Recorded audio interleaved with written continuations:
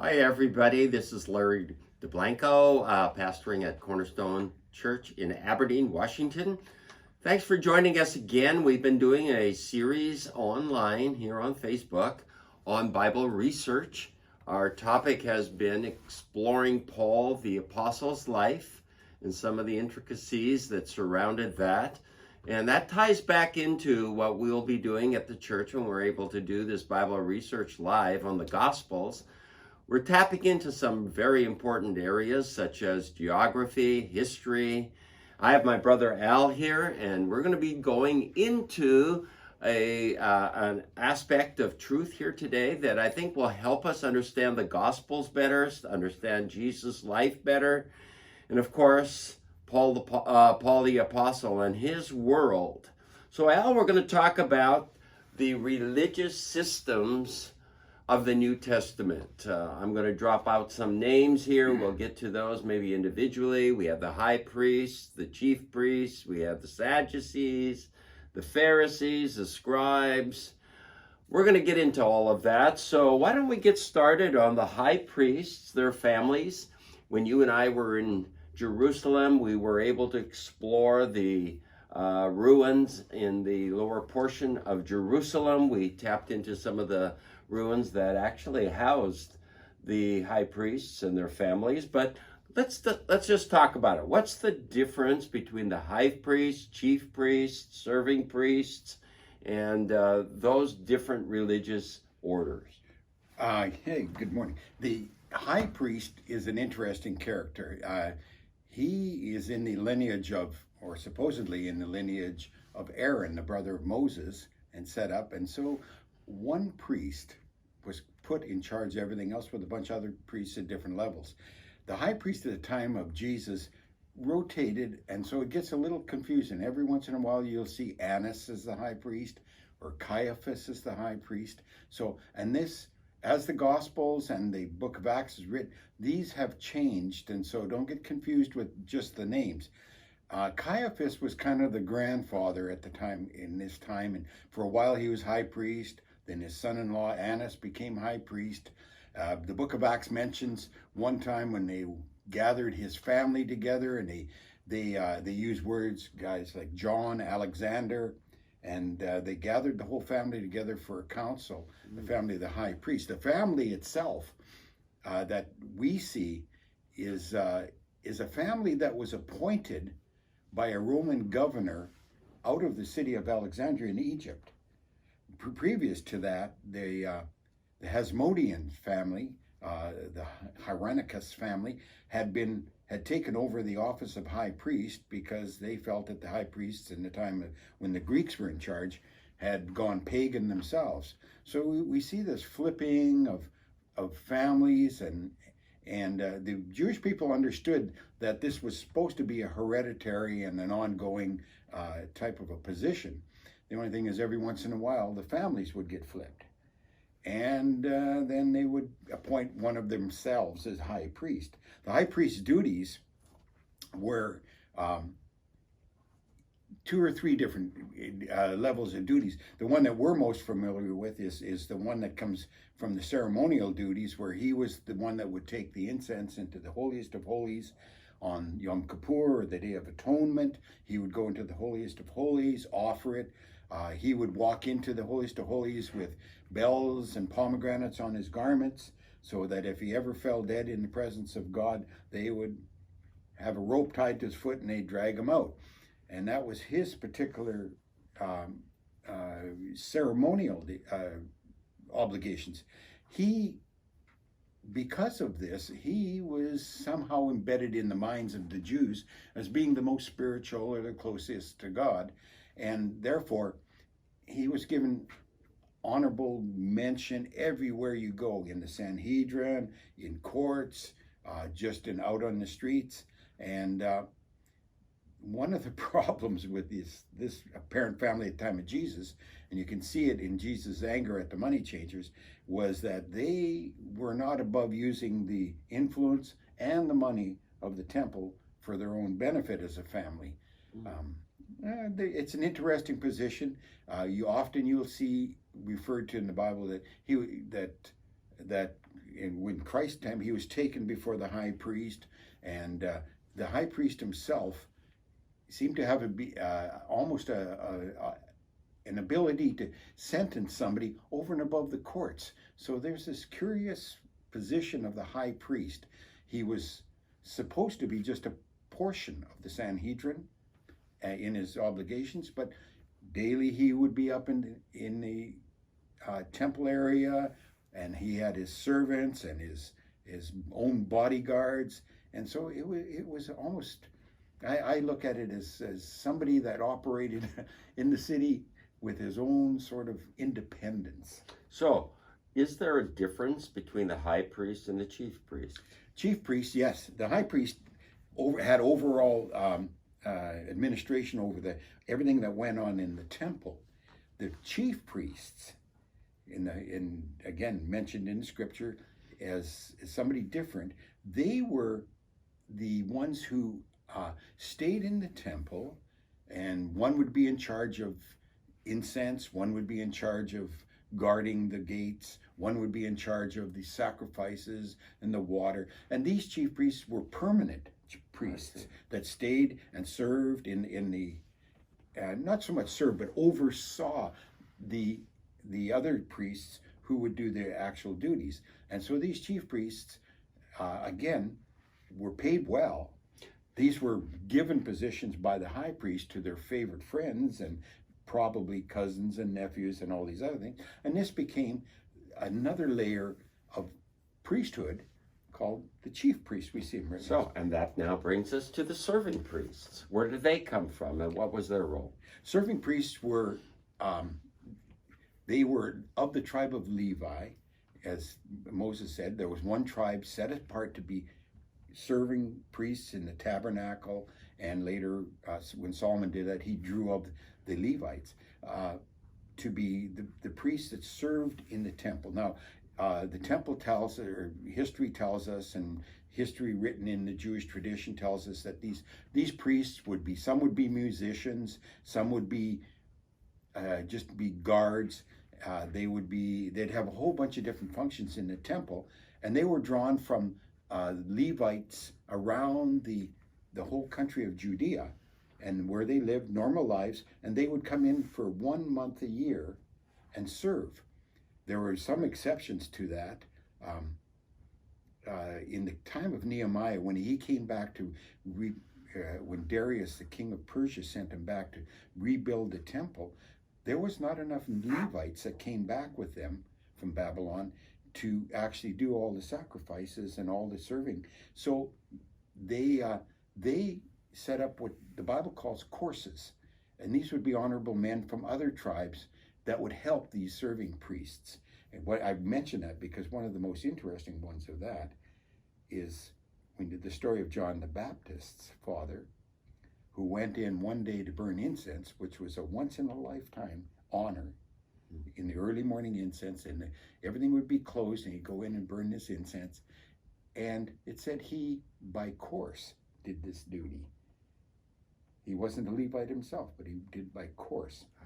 And so these serving priests were common men and women that supported their family, but because of their heritage, would once a year be called. And typically, every year they'd go back, they'd probably do the same duty and become experts at it. Good. Okay, well, I hope that helps clarify these three terms: the high priest, the chief priest, serving priest. Al, you mentioned a term, the Sanhedrin. And we often regard that as the courts of Israel, and they're broken into different levels of courts. Maybe you might want to explain that, because when we're reading the Gospels or checking out Paul's life, we're going to encounter the Sanhedrin. Yes, we encountered in two different ways. First of all, let me just explain. Where the Sanhedrin met was a very unusual, curious place. Right beside the main temple, which included the holiest of holies, the court of the men, the court of the women, on the north side of that, there was a hall built that was called the Hall of Hewn Stones, built out of stones that had never been touched by metal. Some significance in the scripture tells that pure justice would be done in this hall, and it was attached to the side of the actual temple worship place. It had its separate entrance. Curiously, that entrance could be overlooked by the Romans in the Antonia fortress right next to them. So the Jews are always going into this hall of hewn stones to get justice, being watched very carefully by the Romans. So they met in this hall. There was two levels of courts in Judaism. One was a lower court, a lower Sanhedrin, and the lower Sanhedrin met in Jerusalem, and it also met in the major cities all around the world. It would be local elders and honored people that would be collected together to bring judgment. And as you know, the multiple laws, Mosaic laws, every time you went to a different culture would have a little bit different application of how to do it. And so the local courts, that was kind of their parameters. They would make decisions on how you could kill the chicken on Tuesday or something like that. And they would make decisions, marriage and divorce and all these type of property arguments and whatnot. And they were consisted of 23 people, the lower court. The 23 people at times did not include the chief priest or the high priest. Often there were chief priests because they were around there, but sometimes the high priest was not even included because this was just a daily working court. And interestingly, the number 23 comes up because in Judaism, a minyan is required to pray. You cannot make a decision or pray to God without having at least 10 men together. And so the number decided on for the lower court, well, you could have 9 men and 9 men over here and disagreeing on something, and you needed 10 to make a decision. You got to have 10, and you could have 10 disagreeing. So now we're at 20. So you add 1 man to break the tie. But Jewish tradition says only 1 man cannot condemn another. You need at least 2 witnesses. So now we're at 22. But again, we get to where you could have a tie. So they threw in 1 more. So the amount of men on the lower court is humorously 23 men. And then that would be the great Sanhedrin, which is the one that we run into in many times in the book of Acts and the odd time in the Gospels, was a different court. It was made to handle appeals about the lower court's decisions or decisions that would impact the whole nation of Israel. And it was made up of 71 men, including the chief priest, the high priest,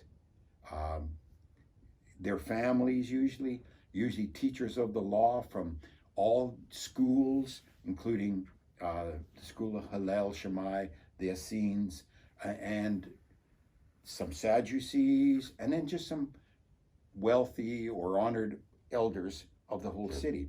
These people had the ability to overrule the lower courts. So, when Jesus was arrested and he was brought before the high priest and then taken to the Sanhedrin, it would conclude that he wasn't taken to that high Supreme Court, but he was taken to the second lower court. Would you? I would. That's it. It says just Sanhedrin, so I mean, you do have the possibility that it was one or the other, but the way it operated and how fast does not resemble when Peter was taken before. It said the whole council, which would be the grand, and there was much discussion, and we end up with Gamaliel saying, "Be careful," and there was reasoned voices. This does not seem to be the Sanhedrin Christ went before. Okay. He was, remember, early in the morning, late at night, and then early in the morning, quickly ran over there, and then quickly ran over to Pilate. That would not have, I don't think that would have happened before the great Sanhedrin. So when you're reading the Gospels, Al, we come up on these 3 terms quite often in and around the life of Jesus. The Scribes, the Pharisees, and the Sadducees. Yes.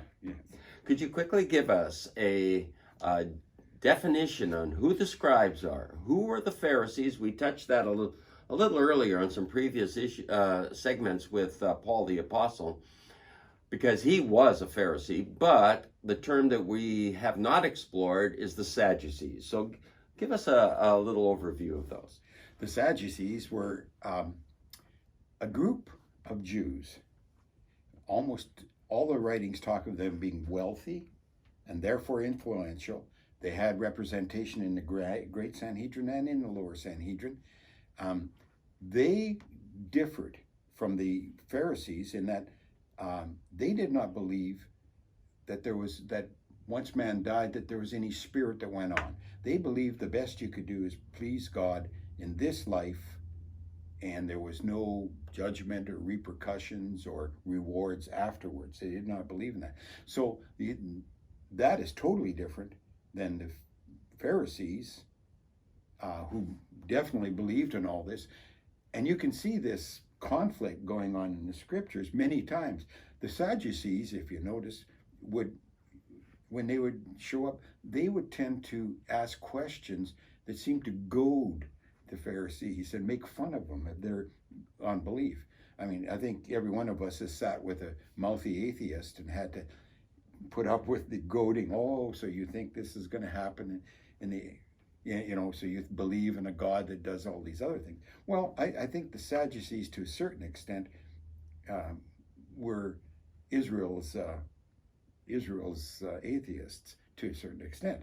They still believed to serve God under Moses' law, but only on a very surface level. They were known to like Christ said, to take advantage of people, to rob the houses of widows, to use any means that they could within Moses' law, which gave them a fair amount of latitude, and they were not well respected in that, other than being typically very wealthy men.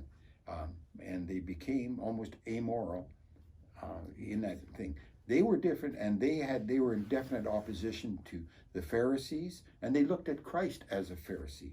If you notice some of the questions they asked him, one was about if a man dies, and does his brother marry his wife, his widow? And then if 7 of them in a row die, whose wife would that be on this supposed other side? Well, if you read the thing, that's a very silly question. It's a question that really all it was there was a ridiculing of what the Pharisees taught and a goading into Christ to get involved in this low-level kind of argument between them and the Pharisees. So quite often, just to keep things straight in my mind, I view the Pharisees as the evangelical wing of Judaism. They were keepers of the law. Then you've got the Sadducees, who were like the liberals of the Judaistic realm, and they were sad, you see, because they did not believe in a future. And so that's who were the scribes? Well, all of one of the problems of this age, we're looking back, is paper recording. They didn't have computers or even books, bound books. And so there was this continual use of scrolls and parchments and whatnot. And as we see in the Dead Sea, these Dead Sea Scrolls, fragments only survive, and because of it's written on either animal skins or sometimes from Egypt, there was a type of parchment, but these deteriorated with the use. They broke apart. So there was this continual replacement of scrolls. There is in Judaism almost a remarkable feeling that every jot and tittle had to be perfect. I'm told that as a scribe would write out a scroll, he could get to the very end and make a slip. The whole scroll had to be thrown away. This respect. So there was this continual rewriting of not only the Torah, the books of Moses, then all the prophets. Then there was the other books that were around at the time that they were rewriting. And this was the duty of the scribes. Another scripture in the New Testament talks about scribes and lawyers.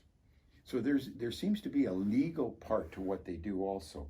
I can imagine, when the Sanhedrin would make a proclamation, of course it would be recorded for history and probably signed off by people that agreed or disagreed and whatnot. So these were the administration parts of a system that is curious in the fact that it's very legal, but the legality is based in their religion and their faith. We separate our laws and our religion in our societies. This curious nation that God called was a complete union of the two.